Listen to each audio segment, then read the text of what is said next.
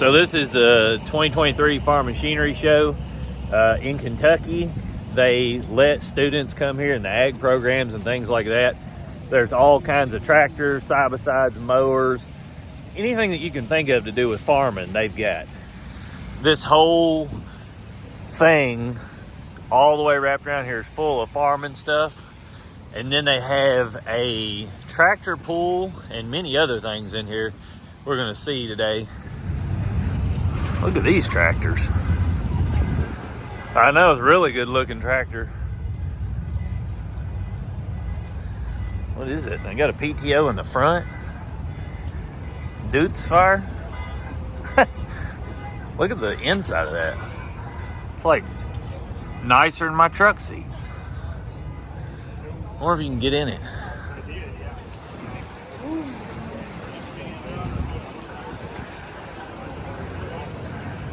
It's got your switches on the fender. That is sweet. Ah, it's locked. I bet they get one in here that's open. That all black one's following. So when you first walk in. Alright, let's go over here to these side-by-sides and check these out. I've not had these branded on the channel or anything, or even seen these. I know. But this one looks like it's got sort of a half cab deal.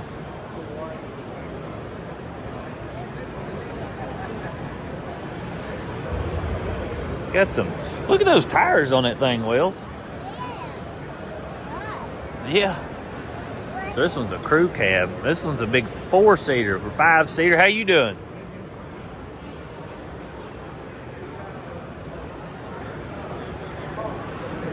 Got a rhino line bed.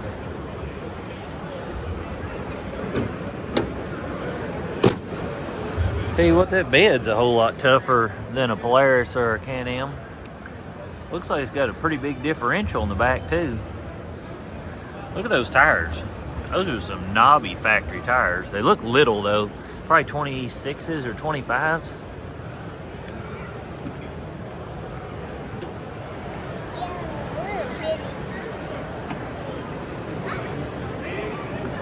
It says 24 horse, 4-cylinder diesel. Wow. Or 3-cylinder, 4-cycle. Thought for a 4-cylinder, that thing would have to be huge.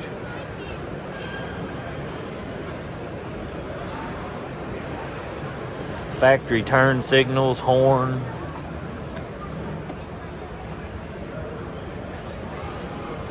Two-wheel drive, four-wheel drive, unlock, lock. It's kind of chintzy. It looks like they took a little bit of stuff from like that. Instead of it making it a seat, they just made a flip-down piece that doesn't, I don't know. Not a bad-looking unit.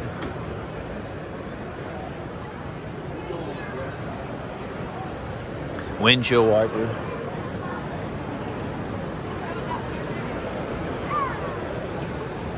Which one you like? You want to get on that tractor? Get on there. Check it out. Got a little backhoe here.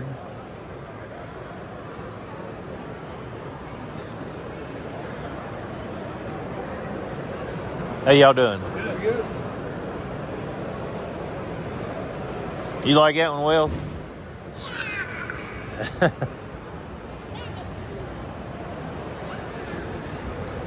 That's about the size of Daddy's, ain't it? I believe that one's a little bit littler. I like the joystick on that. That is sweet. Yeah, that's nice right there. Looks like a good setup.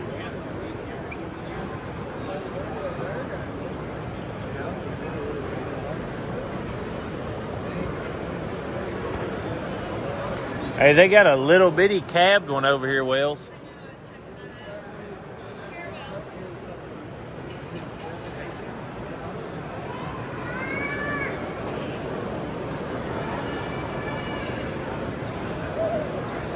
These look kind of like a mix of a Spartan setup and a, can't really think of what they're called.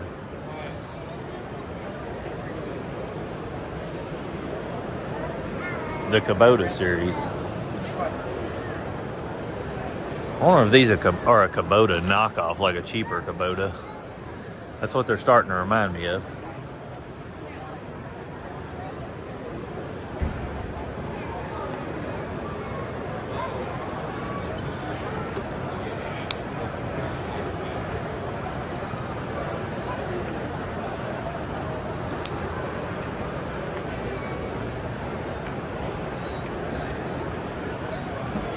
That's sweet, ain't it, Wells? Little cab tractor. Got a plow back here. Tiller.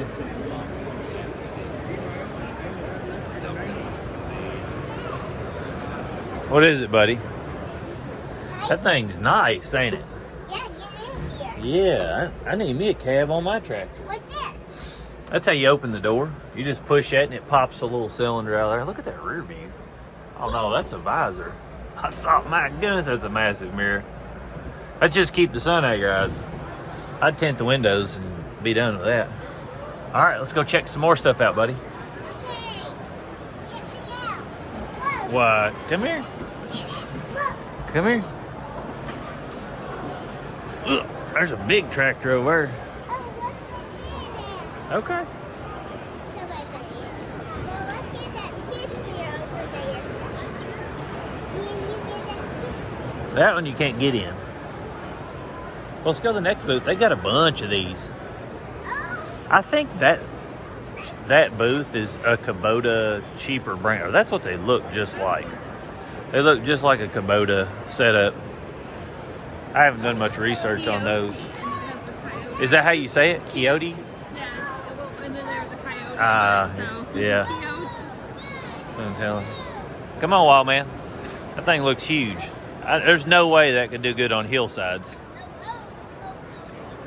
All right, come on, wild man.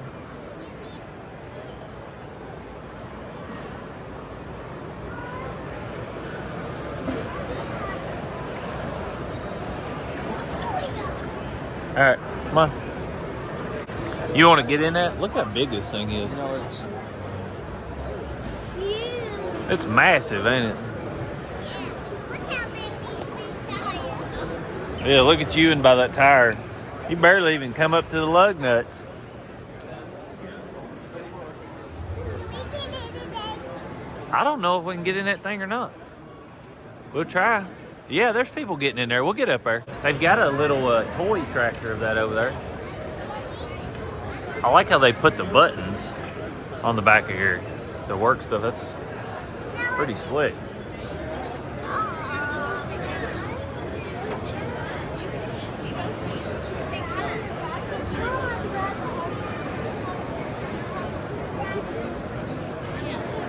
Hold on, we'll get in there.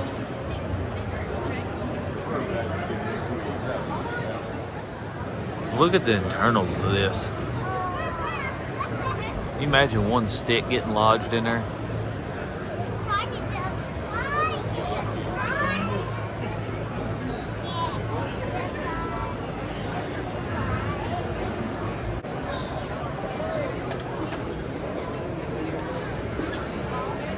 What do you think about that? 2 seats. 2 seats in this thing. Boy, we riding big, ain't we? Let's think. See what all we can find in here.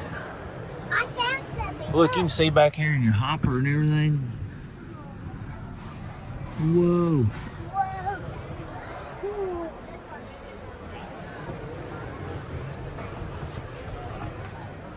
Let's try this. It's huge, ain't it? What are you doing, Daddy? Just getting some video of the whole place.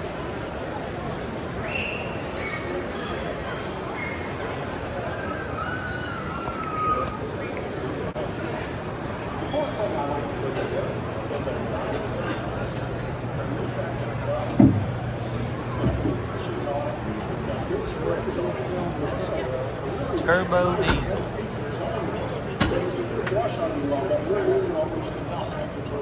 It's got a turbo diesel in it. That is sweet. Wells, what do you think about this compared to our Tobies now? Well, let's buy it. You gonna buy it? Yeah. Well, it's a stick shift. I'd be the only one drive it. I know. That's what I was saying. They probably make it in automatic. I'm not for sure.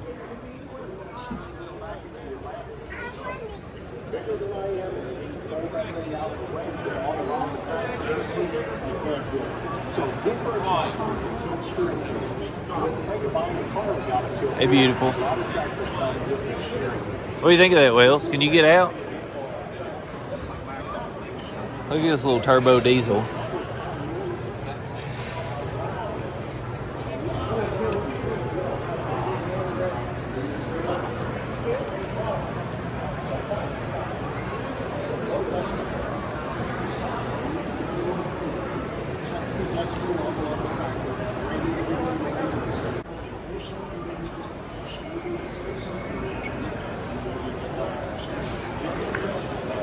Mikhail.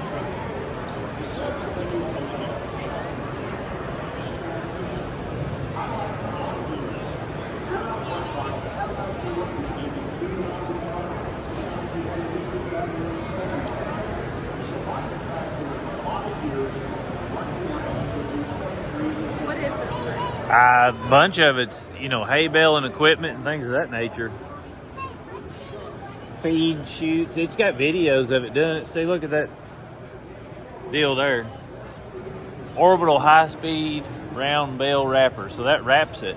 You can watch it right there on that video. See it showing you how it works, Wells?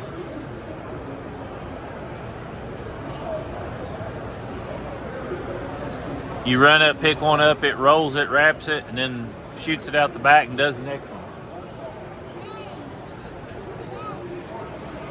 To get down from there, Wells, that's not meant to ride on.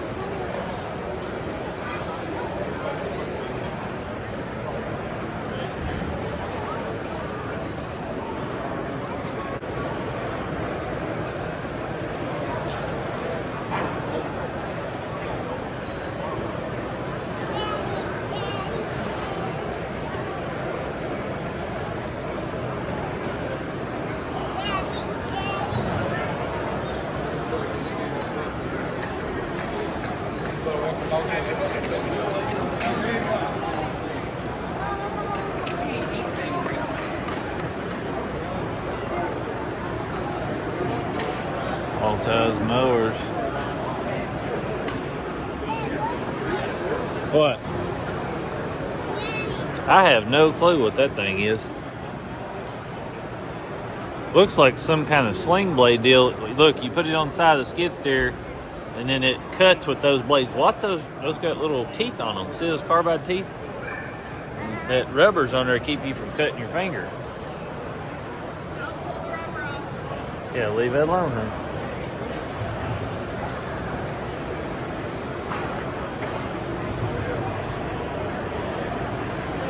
Look at that little mulcher.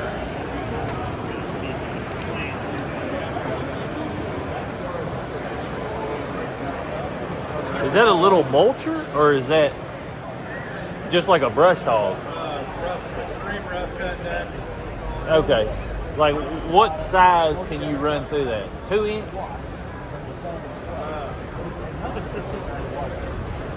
They're all pointing at you, so you're on.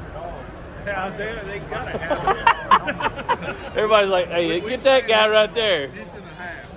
Inch and a half is what they say? Okay. We said 3 inches. What are you gonna try? 4.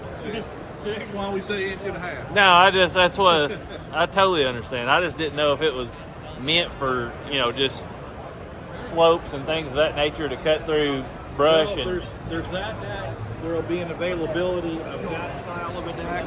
Yeah. And then there will be an availability of a finish cut deck. Okay. So this one is the we would call the heavy duty deck. Yeah, and you can interchange all three on that one unit. Yeah, and then you got some snow pieces you can put on there, and as time goes, we'll put other attachments out for it as well. Yeah. Snow blower and all. Pretty slick little deal. I'd say that thing will go about anywhere. Thank you. You can expand the tracks also. Oh, really? So if you're doing more hillside work with it, they'll come out 5 inches per side, so you can get another 10 inches of stance for it.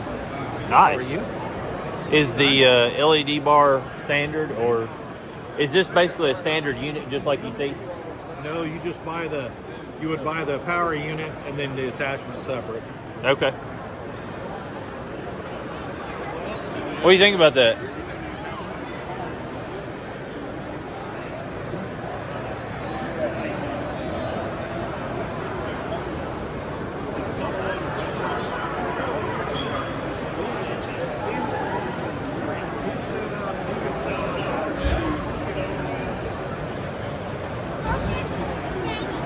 Put it in the cart.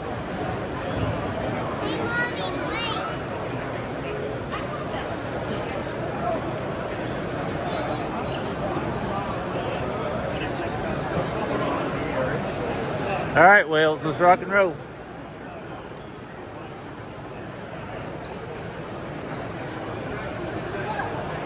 You want to get on that one too? Thing's bulky looking for sure.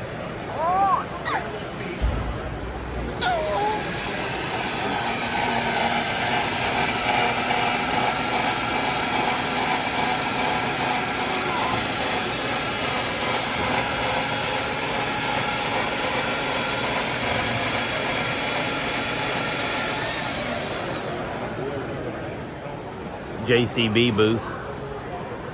Absolutely love those teleskids. I don't need one, but I'm always wanting to buy something like that just to have fun with. All right, hold on a minute. We'll get up in that one.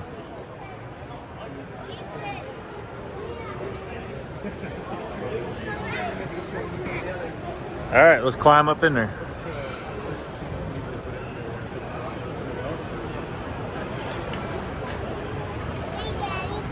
Leave that thing in the cart.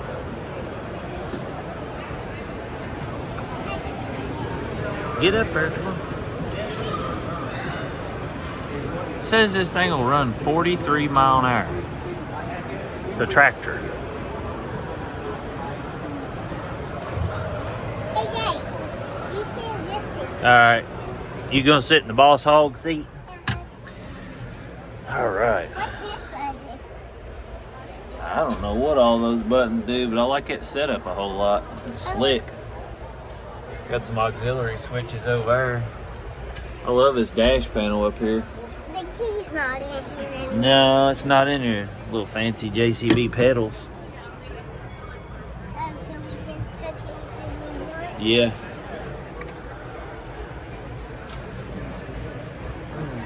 I'm pretty comfy. We could do a lot of tractor driving on this thing. What do you think? Sure. Vroom. We gotta get a bigger farm for this. You know what?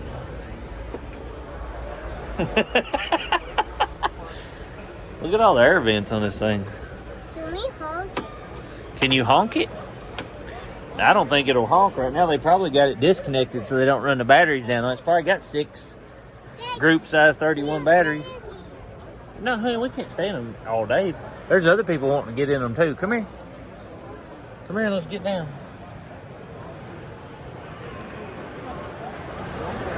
They say this tractor will run 43 mile an hour.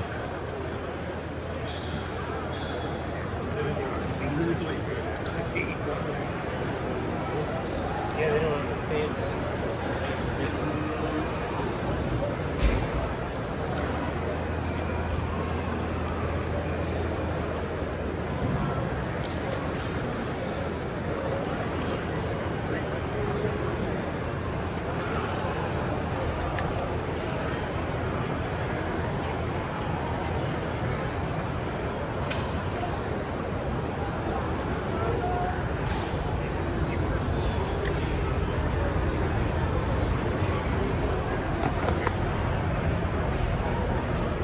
You want to get in that, Wells? In that little teleskid. Right here. Get out and get in there.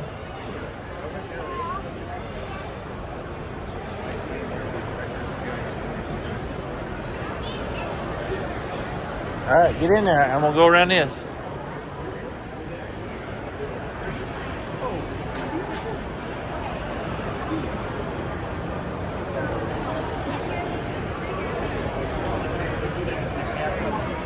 What do you think of that one? Look, you can drop your joysticks so you can get in and out easy. Look. Windshield wipers up here How do you drive it? with those joysticks. Pretty slick setup. I absolutely love the cab design on these.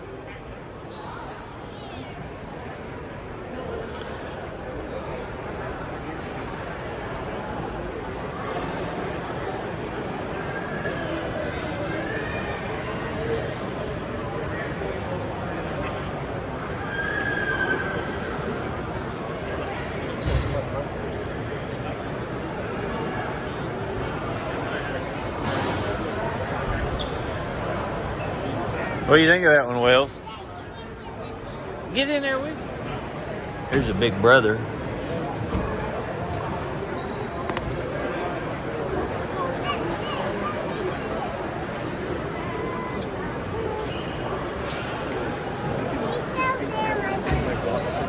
Well, just, we gotta wait. Like one after the other. Well, can we do this here? In a second.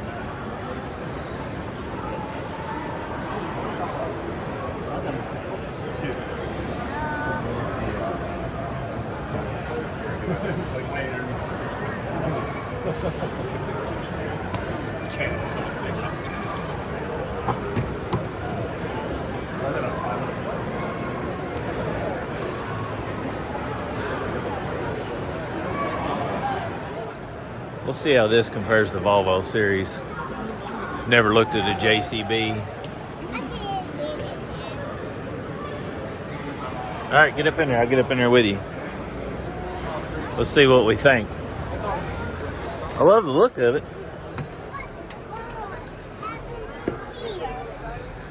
What in the world happened in here? I like these new style buttons they're going to instead of the switches. Whoa.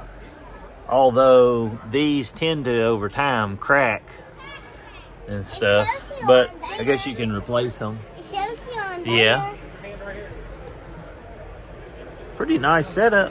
I love the rubber mat floor, feels good in this one. Seat's nice and bolstered. What do you think about that seat? Look, do you push these two buttons? Yeah, you can push any button you want. No, push this. Got some little 4-inch speakers. Daddy's gonna walk around it. You don't have to get out yet. Okay? I'll come back and get you in a second. I'm just gonna walk around it.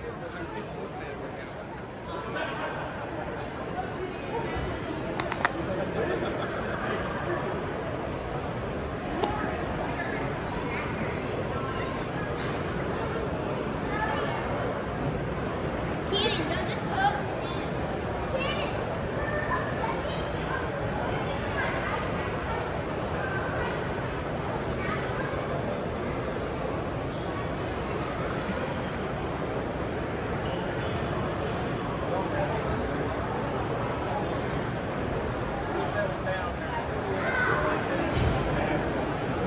Kitty.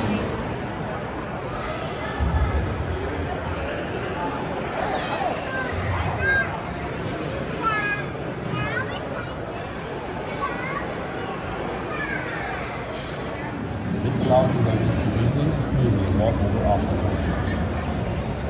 Decrease compaction while increasing yield with J&M's V4 track system. To learn more about how J&M's V4 track system can help your farming operation, visit your local dealer or jn-inc.com.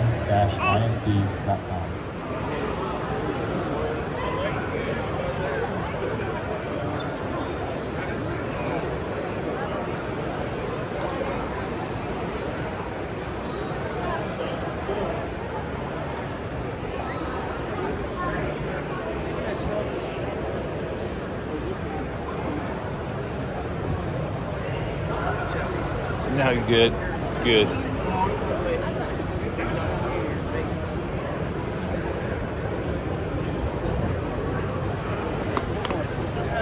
Look at the turbo on the thing.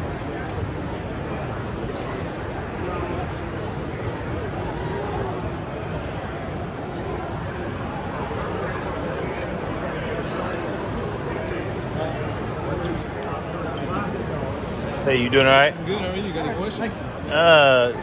Well, I mean, is there on this right here? Do you want to explain it, or Ian, you want to take it? you the mastermind? Sure. Not really, but yeah. So this is a product for the Ford Power Stroke, Yeah. 2011 and that Power Stroke. Sure. This is to protect the rest of the fuel system Sure. from a CP4 failure. Yeah. So Common issues. common issue on the Power Stroke when this pump fails, because fuel comes to the bottom end of this pump to lubricate it first, then it comes up through the metering unit and into the pumping elements, and then goes out to the rest of the fuel system. So Yeah. when you have a failure on the bottom end that starts to make metal, that metal gets out to the entire fuel I've system. seen a lot of these happen. I own a Okay. Power Stroke myself. Okay, yep. So what this kit does is splits that flow. So instead of it feeding bottom end to top end and then out, it brings a dedicated line here on top of the pump. Basically this block goes in here, and then the metering unit sits on top of that. So now we have a dedicated flow path of clean fuel coming from the filter that's what is going to the pumping elements. And then the factory line is still hooked up and feeds the bottom end of the pump to lubricate. So, and then the fuel that's in So the basically, box there's no here- way to bypass when something does shrapnel or Yeah, or, when the bottom end starts to fail, that return fuel is going back to the tank, and we filter the fuel going back to the tank through here, so that if the pump does fail, we're catching any of the metal shrapnel before it gets back to the tank. And then on the front side here, we're feeding pumping elements just clean fuel that hasn't ever gone through the bottom side of the fuel pump. And we've got a display. This is here is kind of showing what can happen if the bucket turns 90 degrees, which on the 2011 to 2019 Power Stroke, there's nothing stopping it from turning other than there's some down pressure, so it wants to stay straight, but it can turn and groove it out like that, or the roller can just get kind of seized in here and just skid along even without turning, and that can also be what basically causes the failure. So anytime that... Do you think the major cause of that failure is people getting bad fuel? Yeah, most cases, Because yes. that's what I've seen too. It seems like 90% of them, people are getting fuel from tanks that aren't used as much or things of that nature. And it does give a bad rep because of the disaster that it causes. It ain't like it's just this piece and you're done. Yeah, it's usually a whole $1,200. Yeah, It's yeah. $6,000 in parts. It's and usually a labor, motor 10 most of the grand time. labor. If it, Sometimes can be a Yeah. motor if it seizes up hard enough to damage the gear train, or sometimes it'll split the case on the pump, which is better than damaging the gear train. But yeah, it can be a fairly catastrophic failure. So well, let's see the demonstration. yeah, sure, I'll show you this pump. That kit there, disaster prevention kit, we've had available for the past few years. Okay. Made some improvements to it over the years. That one's been in production for about a year and a half. What we just unveiled yesterday is that we've been working with Stanadyne and Pure Power to develop a replacement fuel pump. So Okay. take the CP4 completely off, put a better fuel pump on it. What we're showing here on this display is this is a CP3 fuel pump. In a lot of our Which conversions- people love these. Oh, these are bulletproof. This is a great, so Bosch pump, Stanadyne pump. This pump was very robust, no issues, but was pretty expensive for Bosch to manufacture and therefore for Ford and GM to buy. So this is a cheaper pump Okay. that doesn't have quite as robust of a bottom end, but this is effectively how this system worked on the plungers. You've got this polygon that rides on the cam, so you get very minimal sliding motion. The polygon's just riding in an orbit, pushing the three plungers. Okay. So very Let me robust turn pump that. here. Yep. We can actually turn it here. This will turn it a little more consistently. I see that. Okay. That's a great pump design there. And then they went to the CP4 starting in 2011 on both the Power Stroke and the Duramax. And with that, you have a bucket and roller here that's riding on a dual lobe cam. pretty aggressive dual lobe cam at that, and hitting twice every revolution. So we've got a lot of speed here, which is hopefully a rolling motion.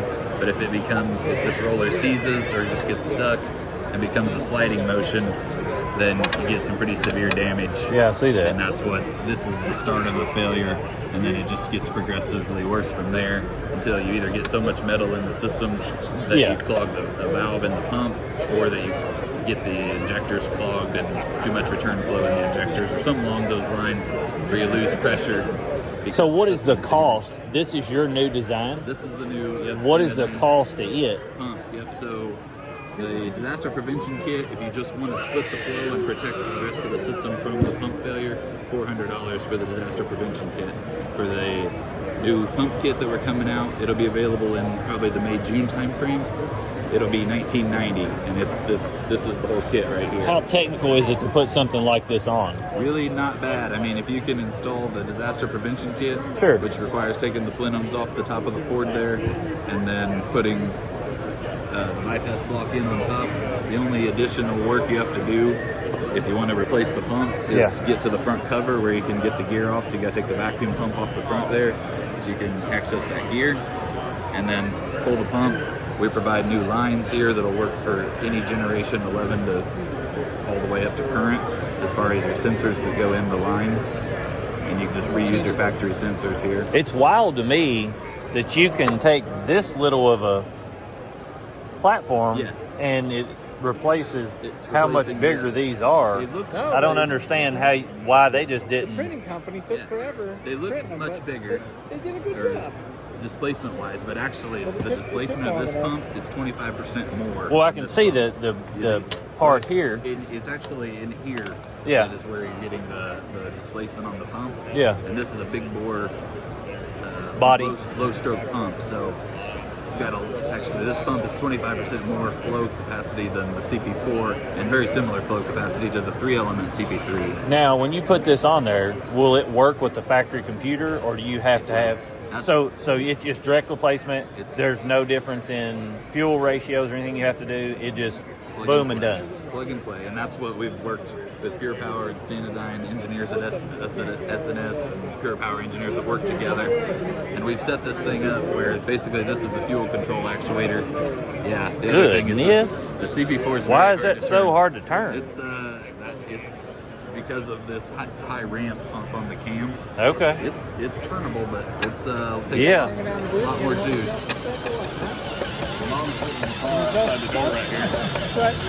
And then here you have the new DCR pump. Yeah, I mean, I could turn that with two fingers. This one I had to put all my forearm force into it. It's very hard to turn. He's running it with a drill, if that tells you anything. This one just spins. Yeah, and you can free spin that one. So I mean, you can see here the eccentric globe here is what's patented on this pump, and that's what is providing the movement to move the piston with very little sliding motion. Wow. So you get no wear there. That cam arrangement, very similar to CP3. Yeah, that is. So he may.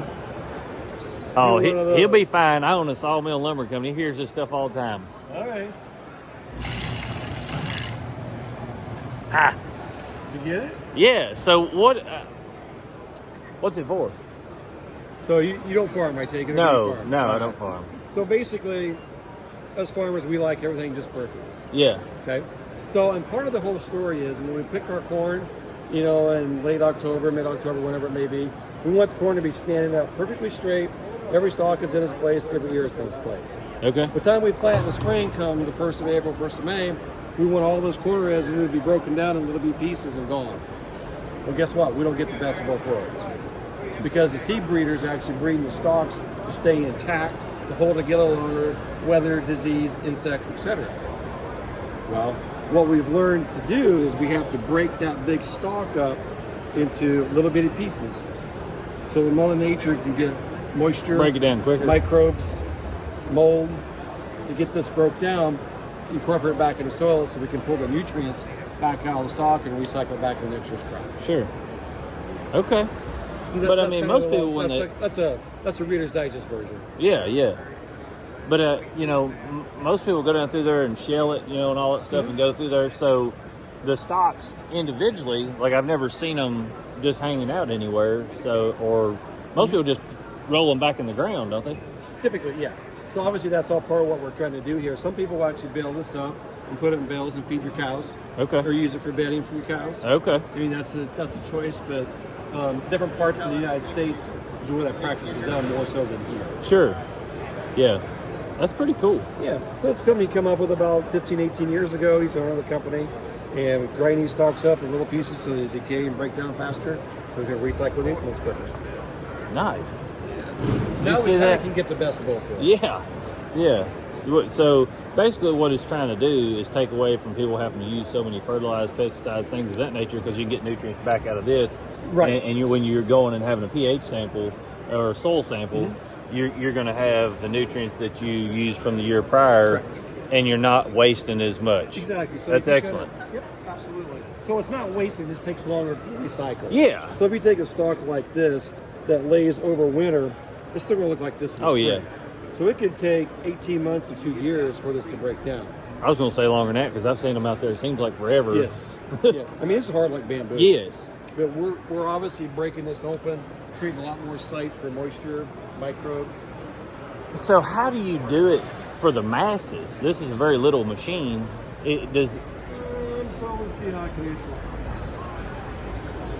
Because I mean, if you was doing like a 600 to 1,000 acre field, what do you got? A machine that goes behind? Yeah. So there we go. That's a pretty good photo. So basically, these are corn heads. Yeah. So what you see right here is actually the parts of the corn head that are down inside it you cannot physically see. So those are just row dividers that actually line the row up or the corn plant to actually engage into the stalk rows that we just demonstrated. Okay. So then this is the base machine or the combine that pushes this head. So the head's purpose is to chew up stalks and to separate the ear from the plant. The combine's purpose is obviously to shell the corn off the cob, clean it, put it in a grain tank up here so we can offload it into our semis, and then the rest of the material, the husk and the leaves, will go back out the back of the combine to be spread back over top of the soil. Yeah. Okay. Cool. Yep. So that's kind of in a nutshell. But the parts that do all the work, you can't see them in here. Yeah. And they'll go on any combine head? Yep. Pretty much. Nice. So these are different brands. Yeah. And we can support all those. I'm gonna show my uncle this. He's been talking about doing all this swapping to where he don't have to fertilize as much and recouping some of his. You still have to fertilize some, don't get me wrong. Sure, yeah. But as far as we can recycle the products and nutrients a lot quicker. Okay, man, I appreciate that. Thank you. Thanks, Doc.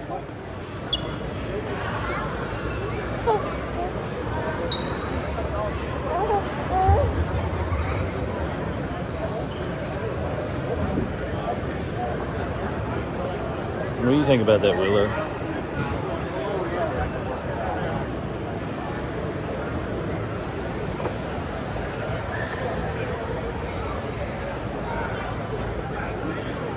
What's the top speed on that?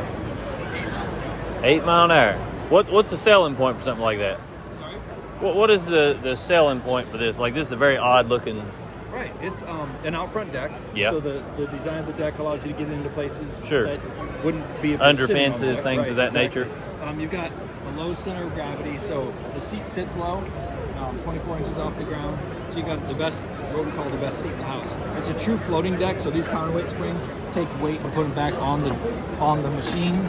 So the deck actually is independent of the machine. That's what gives you a beautiful cut. That's what allows the deck to float side to side. You saw when I lifted up the deck here, that other wheel didn't come up yet. I see that. So again, it's a true. Does that wear out pretty quick though? No, there's really no wear area in there. Okay.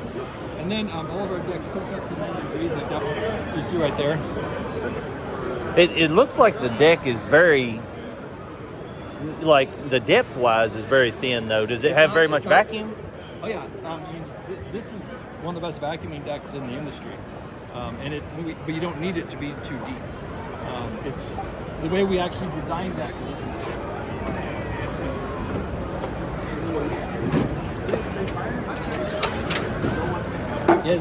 It's completely baffled in rear Right. discharge.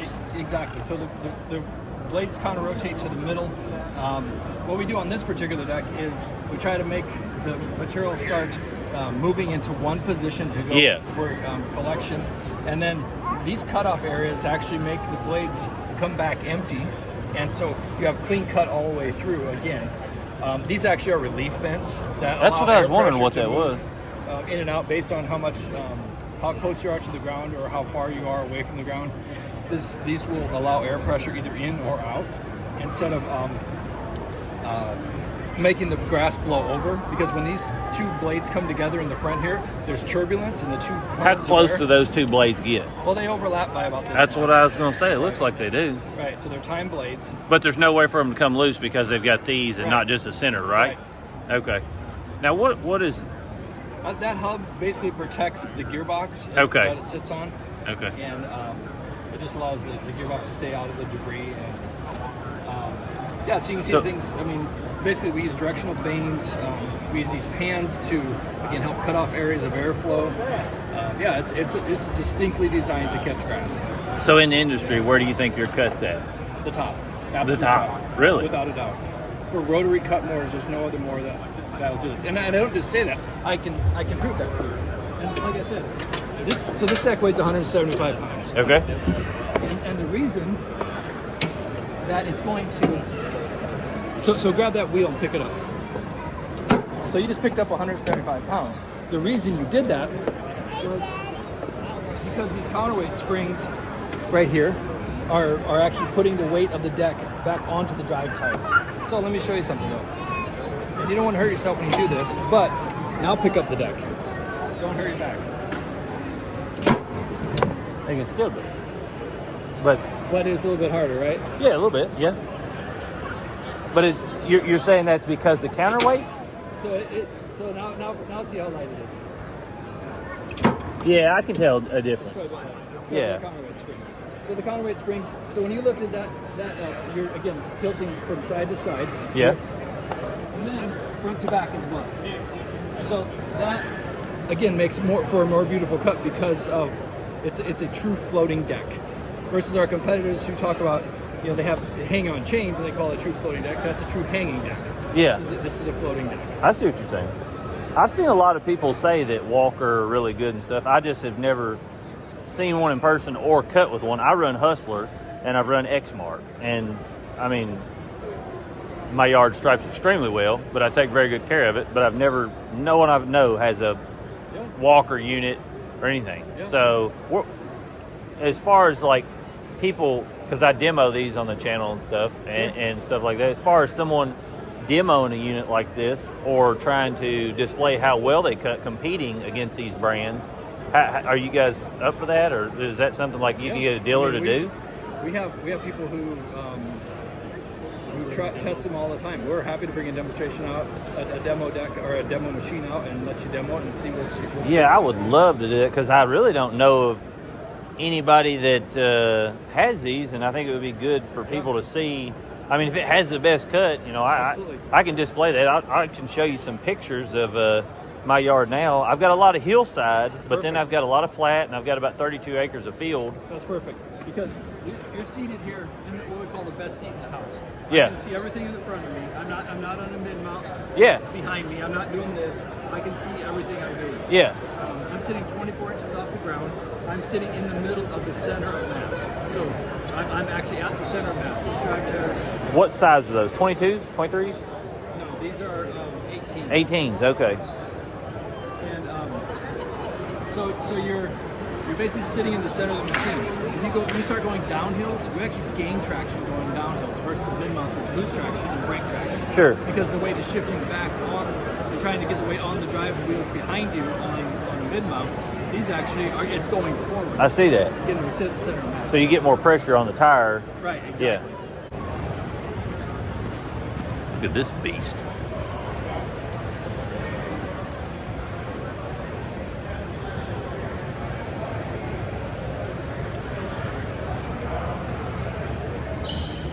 $530 horsepower, 580, 616, and 2,000 foot-pounds of torque. Holy cow. Look at the turbo on that thing. Need that on my sawmill.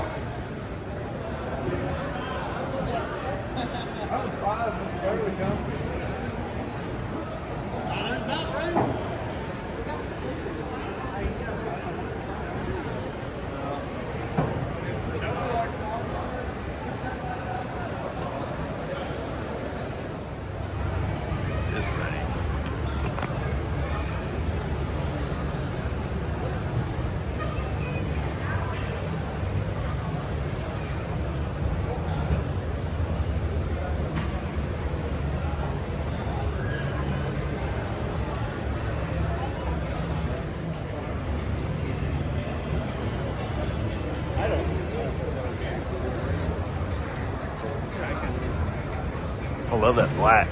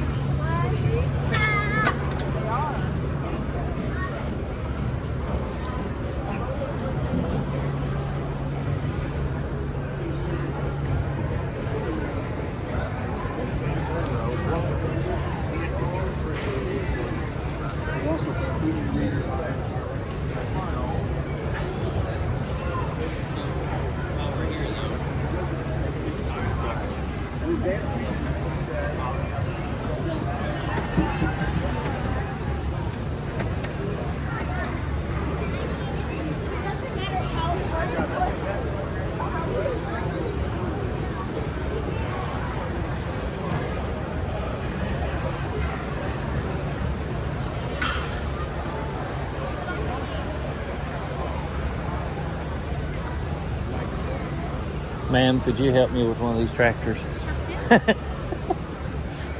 So they've got this little tractor set up, and it's got a weighted system, and as the weights go up, it gets harder and harder to pull, and it's pedal.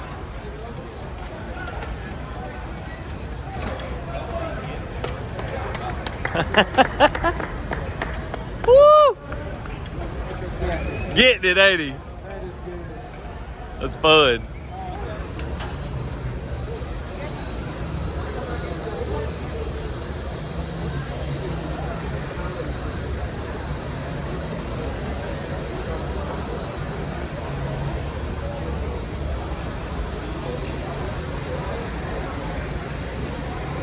I like that rack system.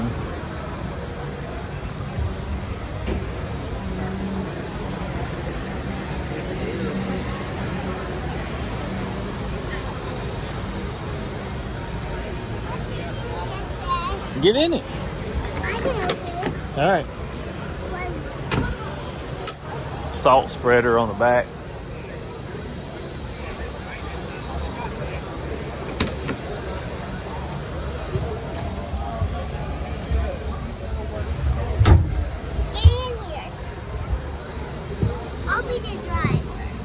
This has got an automated bed dump system on it. Look there, hydraulic. That's nice. It's actually pretty comfortable. Hey, Dad, I'm going to be a driver. You're going to be the driver now? Okay, well, I'll let you be the driver. Yeah. All right, go around, be the driver.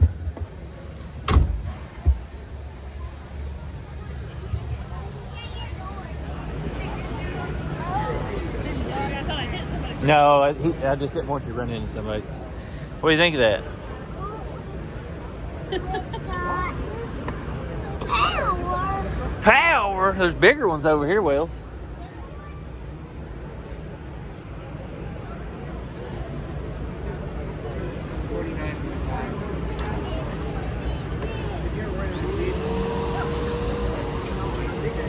I want a big one. Like Get on there. You're just wasting money and fuel like that.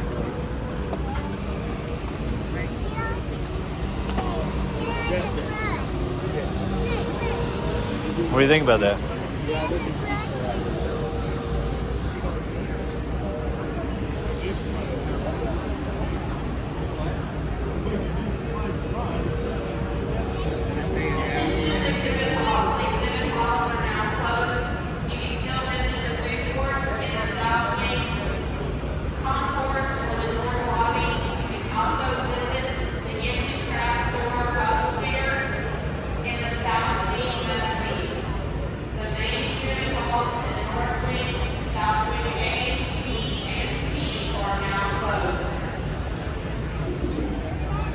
Yeah, I hear that. They're closing. So they're closing? What? 5 o'clock closer, huh?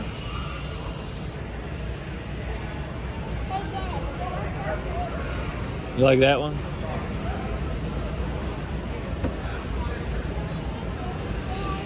Yeah, you can get in it. Get in that one. Just hurry up because we got to go.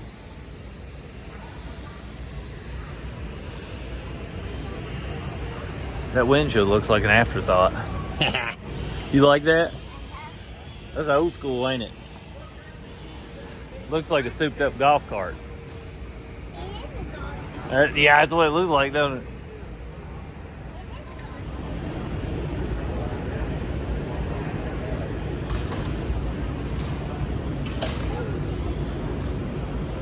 Let's just walk down through here.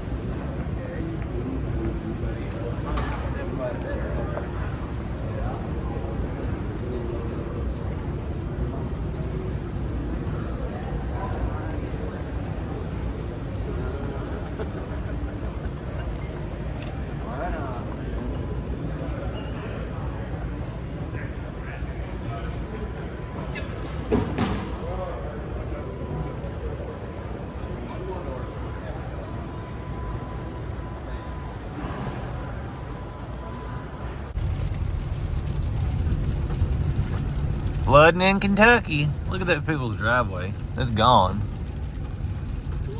Heading up to the farm machinery show, and it's a mess. This is around Lebanon, Springfield area of Kentucky. Look at that. No driveway's covered anywhere else.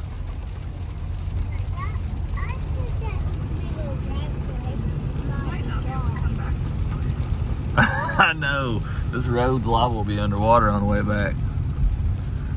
Look at the guys at IMI sitting out there like, oh. I know. There's like, there goes all the driveways. I mean, those people back there, basically, they're stuck at home till the water dissipates.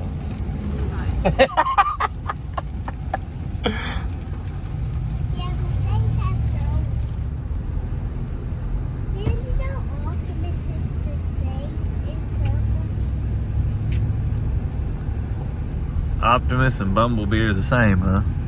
Yeah, Pretty sure they're different. yeah. Look at this field here. Poppy told me what he made. Poppy is not here. If it rains much more, we'll be over the road right back there Poppy too. said he's made of metal. Poppy did not. You quit fibbing. Yep. I'll put you in video fibbing, and then I'll use it against you when you're going to your graduation, you little fibber.